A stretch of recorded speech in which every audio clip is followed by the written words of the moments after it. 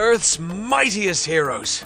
The Avengers step out of the plane and survey the area. Luke Cage strides over to the children and asks them if they have school. Scared, the boy who was complaining asks Cage if his mom called them.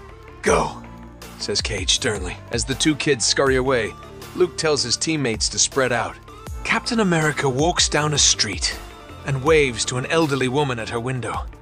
A passing school bus is full of excited children as Spider-Woman and Iron Man wave back at them. Nearby, 3 drug dealers walk to Luke Cage, who has their back to them, and one of them mistakes Cage for a man named Russell, asking him where he's been. Cage turns to the dealers and tells them that Russell isn't here anymore. He orders them to stop hustling and dealing or he will beat it out of them. Pissed off, one of the hustlers asks Cage who he thinks he is talking to, but his companion stops him as he recognizes who Cage is. The third then points to the side, where he sees Captain America and Spider-Woman, and Spider-Man in his new red and gold costume designed by Tony Stark, helping an elderly man into his car. Cage tells the 3 men to be on, and they also scurry away. Suddenly, a news van comes to halt, and a female news reporter leaps out at the sight of the Avengers. She tells her cameraman to get the camera, and that if he turns it off for even a second, she will never sleep with him again. The man reminds her that she doesn't sleep with him now. Life's not over, says the woman. The two then run over to Captain America, who smiles and greets them. The reporter introduces herself from CBS, Channel 62, and mentions that they couldn't help but notice that the Avengers were just standing here. Yes, says Cap with a smile, and his arms folded across his chest. Hey, is it really you? Asks the reporter. Yes, replies Cap once again. As Spider-Man startles her by swinging close overhead, the reporter asks, what is going on? Cap then tells the woman that he would like to direct her questions to Luke Cage, who is standing over there. The reporter rushes over to Cage and introduces herself as Nicolette James from Channel 62. Can he tell them what the Avengers are doing in Detroit? Just standing there. Cage shoots Cap a dirty look for sending the obnoxious reporter his way, but Cap simply smiles and shrugs his shoulders. Cage tells the reporter that she can thank the mayor of New York City for the idea. He has this idea called impact police work. The mayor will take a bunch of police and send them all to an area of a really bad neighborhood. No offense to the locals, but if they have bars on their windows and a car on fire in the street, then it's a bad neighborhood. The mayor takes cops and has them fan out across a 2-block area. All the people selling drugs or prostituting would run away instead of being arrested, giving the people in the area an opportunity to raise their kids and live their lives. After 2 weeks or so, the mayor would move the police to another area, with the same result. The important thing, though, is that even after the police leave, the crime rate stays down, as the criminals are too worried to come back. When Captain America was nice enough to ask him to join the Avengers, Cage told him he wanted to do things differently, and this is one of those things. This is impact superhero work. Instead of waiting for the next alien invasion, this is what they will do on their days off. They're coming to someone's neighborhood, and they will just stand there. However, they aren't just going to harass drug pushers and prostitutes. They're going to point out social problems like the elementary school across the street next to a crack house. They will ask the guys in charge how something like that is allowed to happen, and they will embarrass the politicians enough so they change. If that doesn't work, Cage will return and beat them up. To the side, Iron Man tells Cap that Cage is good at this. Cap smiles and tells Iron Man that Cage doesn't even know it. Nicolette asks Cage if this is a warning. A warning to those that need to be warned, says Cage. This is also a heads up to everyone else. Help is on the way. Suddenly, Iron Man receives an alarm and tells the Avengers to assemble. The team rushes back to the jet, and Nicolette asks them where they are going, but no one responds as the cameraman videotapes the jet flying out of Detroit. Aboard the jet, the Avengers are greeted by an image of Director Maria Hill of S.H.I.E.L.D. Iron Man reintroduces the team to her and then asks Hill to tell the team what she just told him. Director Hill tells the Avengers that they have a code white threat heading towards the United States. It will be at the border in 14 minutes. It is a male humanoid of unknown origin and power level. They have no intelligence on it, other than it touched down and destroyed a small town in Alaska. Spider-Woman, interrupts Hill, and repeats that the foe touched down?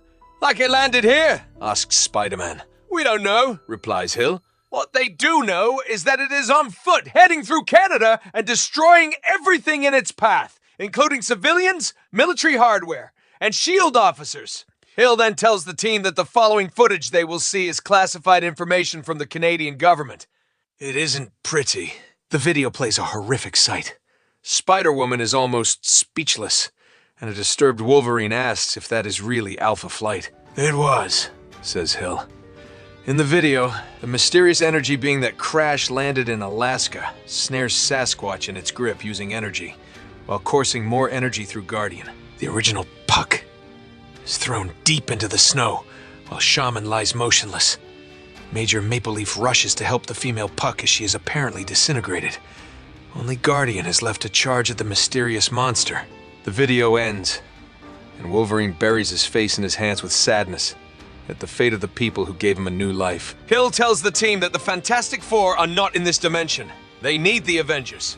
Captain America tells Director Hill that he needs a battalion backup and a civilian evacuation crew.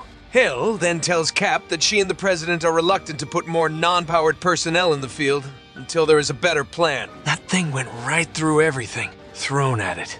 As far as evacuation goes, they've already alerted the authorities. But it is too late. Too late? Question Spider-Woman.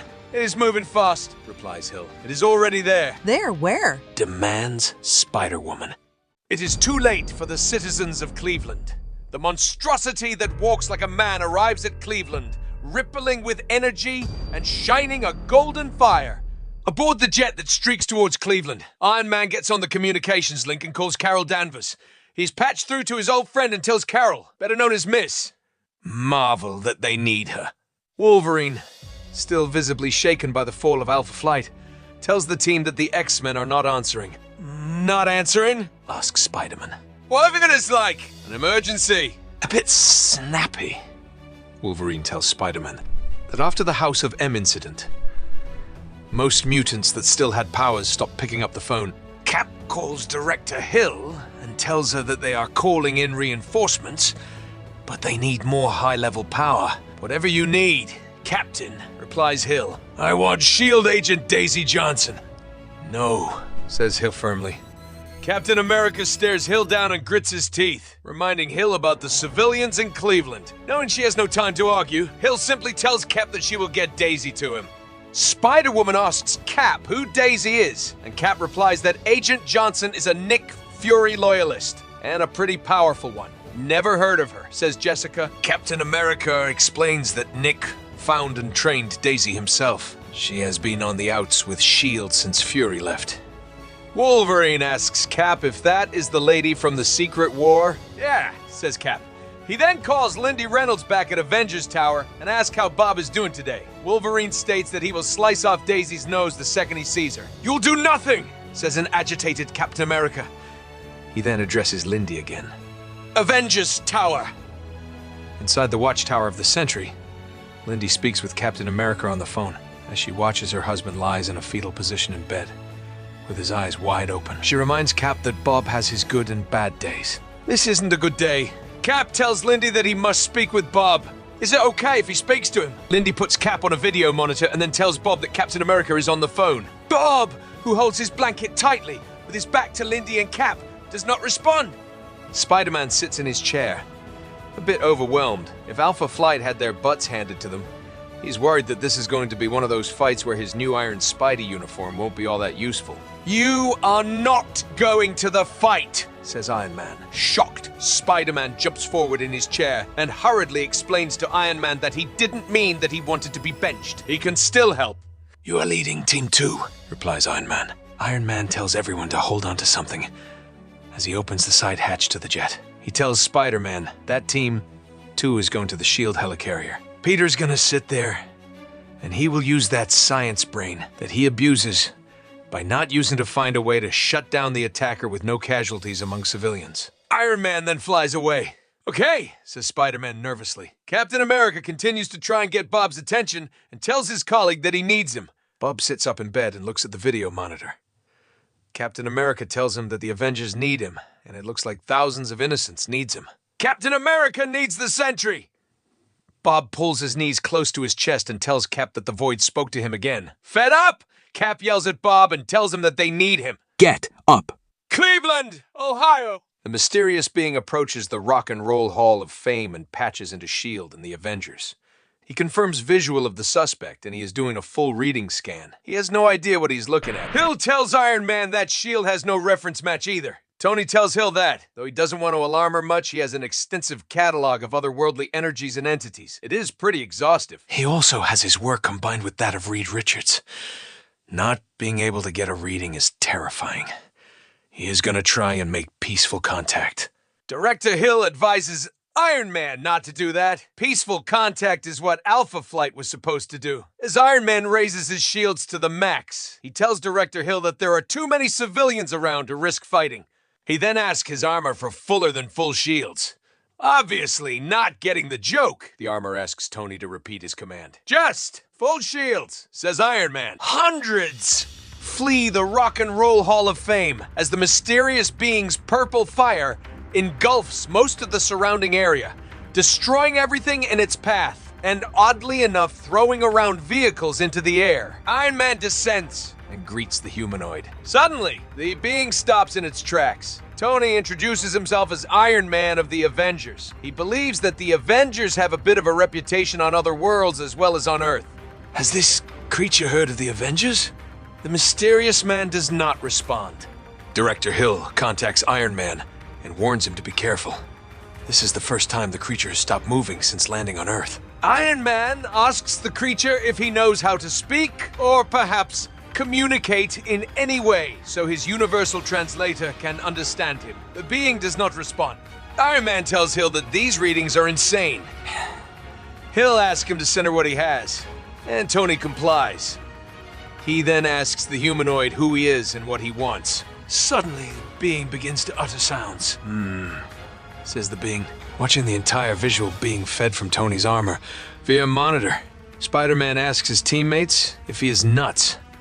Or does that thing seem human? Doesn't mean anything, says Captain America. Below, in Cleveland, Mike.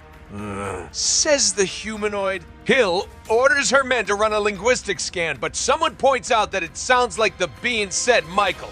Michael, repeats Iron Man. Is his name Michael? Yes, replies the being. You aren't Korvac, are you? Asks the intrigued Iron Man. Michael repeats his name again firmly, so Iron Man asks him if he is human, to which Michael says yes. Iron Man then asks Michael where he is going, and why is he hurting people? Michael pauses for a moment and then is about to speak when suddenly he is blindsided from below. Carol arrives on the scene and uses her full force to slam to Michael, taking him with her into the air. Iron Man, horrified, chases after Carol, telling her to stop. However, it is too late. Michael unleashes a powerful blast that sends Miss Marvel flying away. Hill contacts Iron Man and asks what is going on. Iron Man replies that Miss Marvel engaged the foe, but she didn't know any better. Miss Marvel returns back to Michael, who is now flying, and tells him that it sucks to be him, as she absorbs all kinds of energy. She doesn't think that he has what it takes. Suddenly, Michael literally explodes with an incalculable amount of energy, lighting up the entire Cleveland skyline. The jet is rocked and slammed away, just as Iron Man is also blown away. The energy explosion is so powerful that it sends both Iron Man and the jet flying across the city. Aboard the jet, Captain America orders everyone to strap in. Moments after the explosion above Cleveland, an object streaks across the sky and slams into the highway, leading into Toledo, destroying the innocent vehicles driving through. As fire and smoke clear in the crater left behind in death and destruction, a figure stirs, irradiating with energy. Says Miss Marvel as she looks down at her body, which is seething with the long-lost cosmic powers of binary. Avengers Tower! That's how the Kree-Skrull War ended! Asks the astonished Wiccan as he munches away with most of his fellow Young Avengers in Manhattan. Yes, replies the gracious Jarvis as he walks around the table offering food to the team. Wiccan finds it hard to believe that Rick Jones ended the war without powers, but Jarvis reminds Wiccan that Jones was trained by Captain America himself, so Rick is a privileged man. So, he was the first Young Avenger, technically, asks Hulkling. Jarvis supposes that it is a fair statement. Patriot asks if they can ever meet him, and Stature replies that she already has. He loves saying that, teases Patriot, but Cassie is not bashful, and admits that she does. Hulkling tells Cassie that her dad was an Avenger. She met everyone. I have, replies Cassie. Suddenly, a hologram of Iron Man appears above the table, and Iron Man tells Vision that he needs him. There is an emergency and they need Vision's internal hard drives. Hulking asks Iron Man what he wants the rest of the Young Avengers to do. But Iron Man makes it clear he wants them not to get involved. This is dangerous. And if they come near, he will make sure they are arrested and their parents notified. Iron Man turns to Vision, who doesn't need to be asked again. He flies out as fast as he can. Cleveland, Ohio. The being known simply as Michael stands taller than any skyscraper in the city of Cleveland. The chaotic energy swirling around his golden glowing body sends vehicles and even civilians flying into the air and to their deaths. Iron Man stands his ground on the streets and tells the Avengers that there is a change of plans. They need to leave. Cap contacts Tony from the jet and asks Iron Man what he's gonna do. Iron Man is not sure, as they have never faced a foe like this one before. However, he'd rather the rest of the team was around to say a few nice words at his funeral than not. Captain America, however, lands the jet and tells the team to stick to the original plan, even though Spider-Man comments that Michael is growing to Godzilla-like proportions. Cap exits the jet with Wolverine and Luke Cage, who will do what they can on the streets. Meanwhile, Spider-Woman will take Spider-Man to the S.H.I.E.L.D. Hellicarrier to find a way to end this. In the jet, Spider-Man makes a mental note to learn to fly a Quinjet. As they begin to lift off, Spider-Woman tells him that it is not different than flying a helicopter. Spider-Man informs Jessica that he doesn't have a license. "For helicopter?" asks Jessica. "You just need for a car," cuts off Spider-Man. "How?" asks the puzzled Spider-Woman. Peter reminds Jessica that at 15 he had webs and other things took up his time like this. On the street, Cage asks about the fate of Miss Marvel. Michael took her out fast, and she is one of the strongest. "Let's hope for the best," says Captain America. Iron Man flies up to Michael and tells the team that his armor is picking up some impossible energy readings. He begins to send his information to S.H.I.E.L.D. when something goes horribly wrong. Iron Man's armor is ripped right off of him.